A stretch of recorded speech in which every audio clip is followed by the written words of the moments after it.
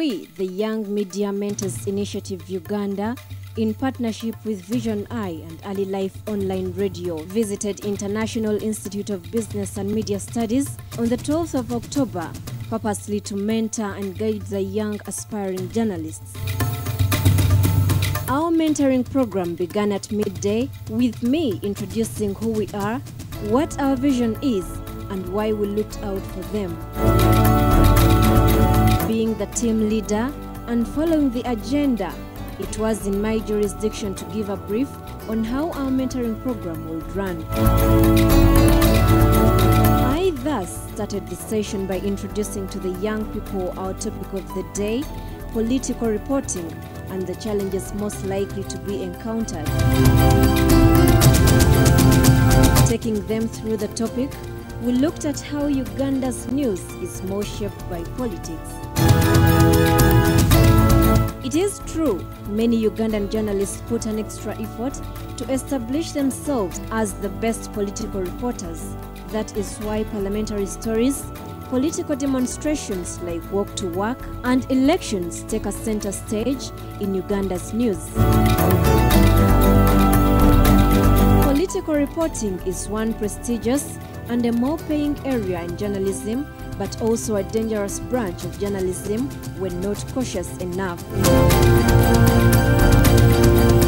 After sustaining what political stories mean to the Ugandan audience, I took them through the challenges most likely to be encountered when reporting political stories. I majorly looked at the possibility of being influenced negatively, especially through bribes. Many practicing journalists have experienced this either by newsmakers themselves or the media houses they report to.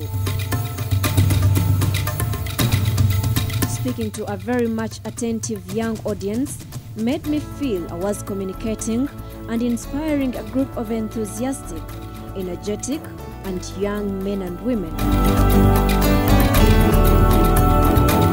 After about an hour of sharing experience, I handed over to my colleague, Timothy Kaliegira, a political columnist with the Daily Monitor, who for the next 1 hour expounded on what I had introduced. He highlighted in depth the dangers of taking a bribe when executing the duty of being a journalist. He gave examples of journalists in Uganda who can no longer report independently and efficiently due to bribes they received from specific individuals. They now turned into slaves because of bribes. Timothy also warned these young and aspiring journalists against attachment of some sort to newsmakers. This can be insecure to journalists as it makes them possible targets by rival newsmakers. Timothy then gave them precautions on how to keep their incomplete stories safe, like minding a lot with whom they share story ideas and agreeing with the editors before investigating on a given story. At the end of our session, we had a Q&A with our audience. However, to all our surprise, out of the 30 students in the room, only 2 students openly admitted cannot and will not take a bribe and drop a story. This means there is still a challenge to fight that mentality amongst Ugandans who take bribery and corruption as a normal part of life. We believe this is one area that requires more emphasis, especially among journalists who owe a diligent service to the public.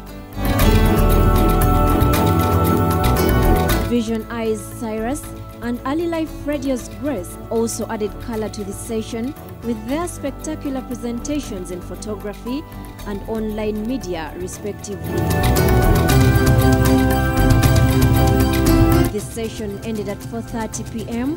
with students writing back to us, appreciating our program and also highlighting what they learned from us.